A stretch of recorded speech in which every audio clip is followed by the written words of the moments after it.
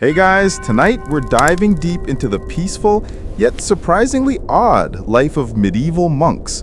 Picture yourself in the 12th century, wrapped in a coarse woolen habit, waking up at 3 a.m. to the sound of a bell tolling through a cold stone monastery. You're not exactly in a luxury hotel. In fact, this place is about as far from the comforts of modern life as you can imagine. You've got no Wi-Fi, no warm coffee to wake you up, and probably not even a pillow to rest your head on. You've just got the hum of the morning, a flickering candle, and your thoughts, if you can call them your own. The monks of the medieval period didn't just live isolated lives of devotion, they embraced a strict routine, one dictated by hours of prayer and manual labor. Days were meticulously planned, each hour ringing with purpose. Most people today would probably call it hardcore, but for them, it was peace in a chaotic world. You probably won't survive this lifestyle, not without a major mental shift. So before you get comfortable, take a moment to like the video and subscribe, but only if you genuinely enjoy what I do here. And hey, feel free to drop your location and local time in the comments. I'm curious where you're tuning in from. Now dim the lights, maybe turn on a fan for that soft background hum, and let's ease into tonight's journey together. The monastic life was, at its core, about devotion to God. But this wasn't just about praying whenever you felt like it. Monks lived by the bell, quite literally. Every day their world was governed by the toll of the bell calling them to prayer, work, and study. The first bell might ring at 2:30 a.m., signaling the start of matins, the first prayer of the day. By 4 a.m., they were at vespers, and by midday, they were deep into another round of prayers and chores. Imagine the rhythm. Eat, pray, work, repeat. But don't let the simple monotony fool you. This wasn't a lazy life by any means. It was grueling, and yet, for the monks, it was peace. Historians still argue whether this repetitive routine helped bring about true inner peace, or if it was simply a form of escapism from the chaos and violence of the medieval world. Some even think it was a method of coping with the overwhelming spiritual and emotional burdens the monks carried with them.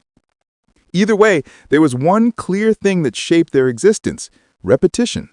This wasn't just about making sure they followed a routine. It was about creating a rhythm that mirrored the divine order. And let's face it, if you're going to live your whole life in a remote stone cell, a little rhythm is probably going to save your sanity. But while this world may seem cold and strict, there was a sense of quiet beauty in it. Monks had a unique relationship with time and nature, one that might even surprise you. Sure, their lives were spent in service to God, but they also found peace in small moments, tending to their gardens, copying manuscripts, or even just sitting silently in the chapel. And these small moments, unnoticed by the outside world, were what allowed them to thrive in such a minimalist, structured existence. You're starting to get the picture now, aren't you? The life of a monk, while seemingly quiet and peaceful, was one of intense dedication. Every minute of every day had a purpose. And while prayer was central, don't forget that the monks also lived by the bell. No, not in the "we're calling you to prayer" sense, though that certainly happened. The bell marked time, each chime a reminder that the day was moving forward, like an audible version of life's clock ticking away. It kept them grounded, and that's where it all starts to blur together.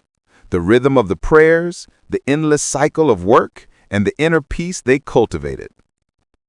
For medieval monks, prayer wasn't just a hobby or a daily task. It was the task, a task they took so seriously that they often spent up to 7 hours each day in formal prayer. In some monasteries, the bells rang every 3 hours to gather the monks for the next round. Imagine that.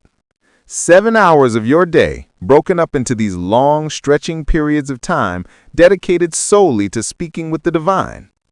And all of this prayer wasn't just for themselves, mind you. Oh no, it was for the world. Every soul, every moment of suffering, and every corner of existence. Historians still argue whether these hours of prayer were meant to purify the monk's soul or whether they served as a sort of spiritual offering to protect the community. But no matter the reason, these long prayer times didn't come with any kind of modern comfort. So here you are, sitting cross-legged in a cold stone chapel. The heavy air smells like incense and candle wax, and your knees ache from the unyielding stone beneath you. The bell rings again. It's 6 a.m. Time for lauds, the morning prayer. This ritualized repetition wasn't about spiritual ecstasy or emotional highs. No, it was about presence. It was about bringing your mind back to the moment again and again. Historians sometimes speculate that this constant practice of returning made the monks almost transcend their earthly distractions. In a world without phones, stress, or too much entertainment, they practiced patience. They had no choice but to become masters of their thoughts, anchored firmly in the present. Now you might be wondering, if these monks ever got bored?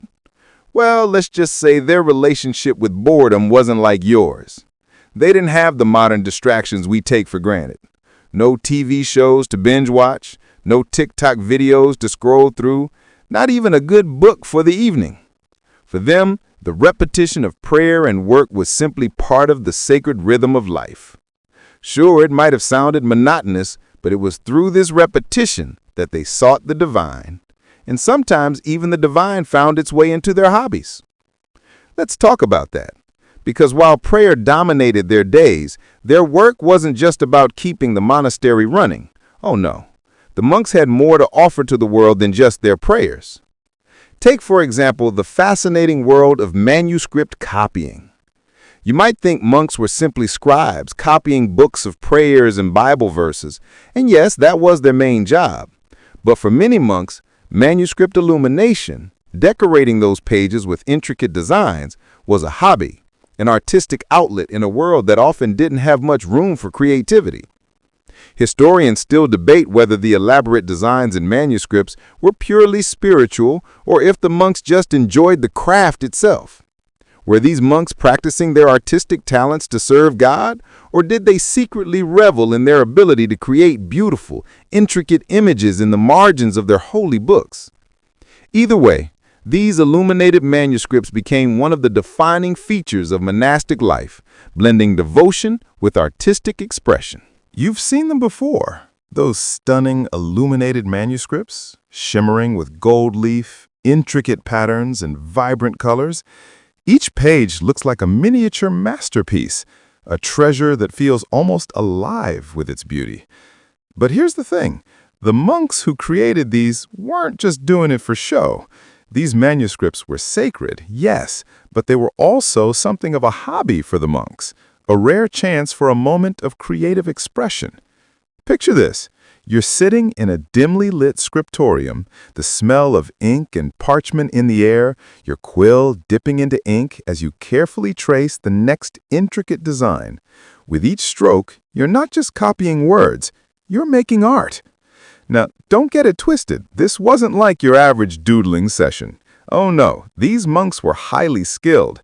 They took years to master the art of illumination, learning how to create vibrant colors from natural pigments like crushed gemstones, plants, and even insects. And the gold? That wasn't some fancy paint you could grab at the local art store. It was real gold leaf, applied carefully by hand, making the words seem to sparkle with a divine light.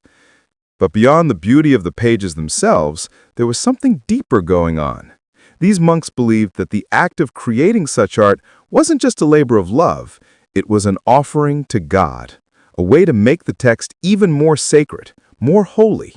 Historians still argue about the true motivation behind the illumination of manuscripts. Was it a way to glorify God with their artistry, or was it simply a monk's attempt to find peace in an otherwise grueling and repetitive life?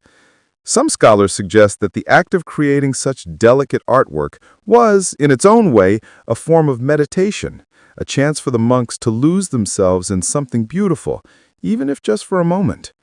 Others believed the design itself was part of a divine plan, a way to beautify the text and bring it closer to the divine realm.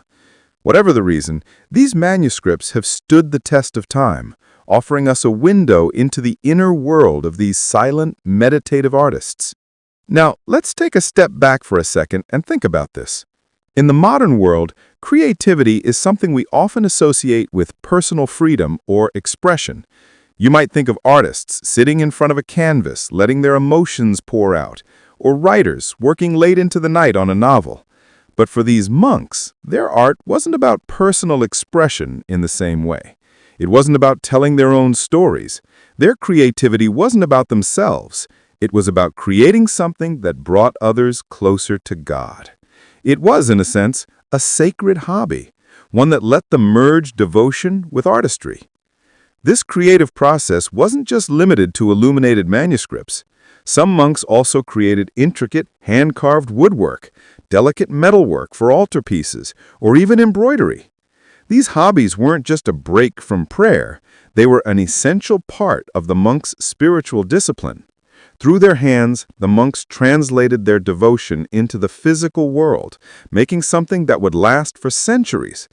And while it may seem like an odd hobby by today's standards, you have to understand that for them, it was a sacred duty, something that helped them maintain focus on the divine. It's kind of like when you zone out with a puzzle or a painting. You're immersed, connected to the task, and everything else fades into the background.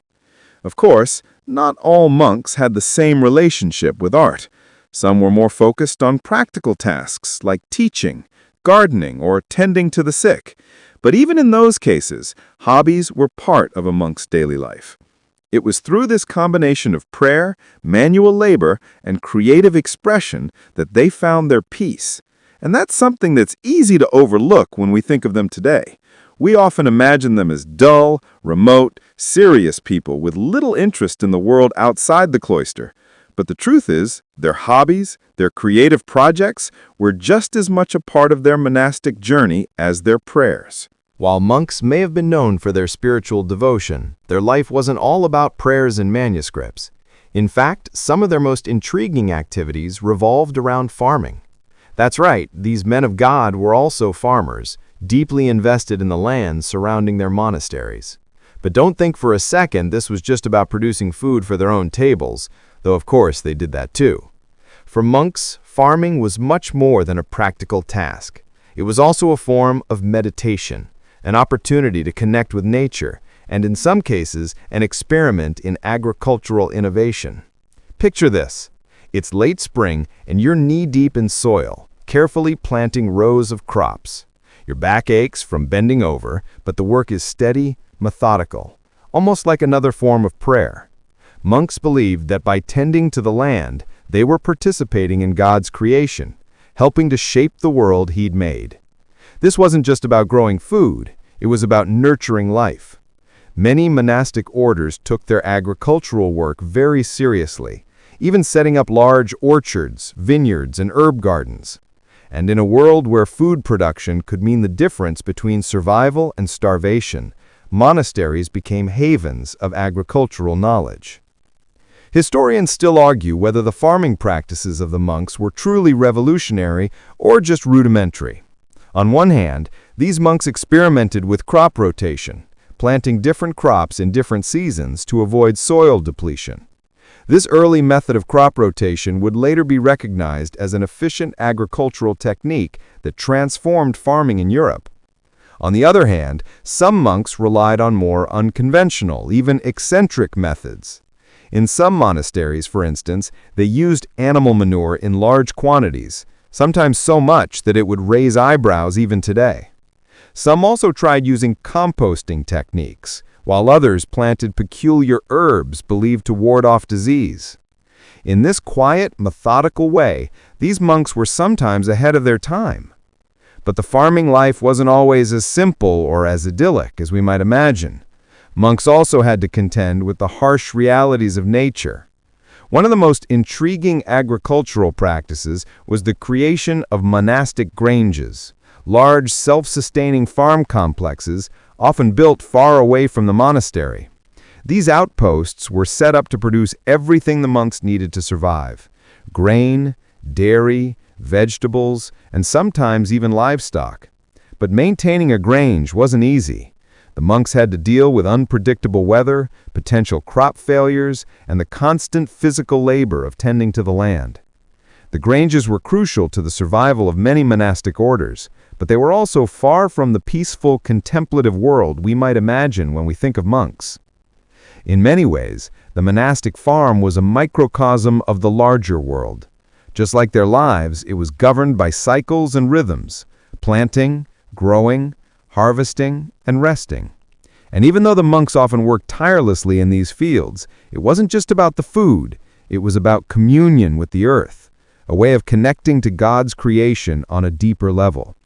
Their work in the fields wasn't just farming in the modern sense, it was another form of prayer, a chance to engage with the natural world and see God's handiwork in every leaf, every grain of soil.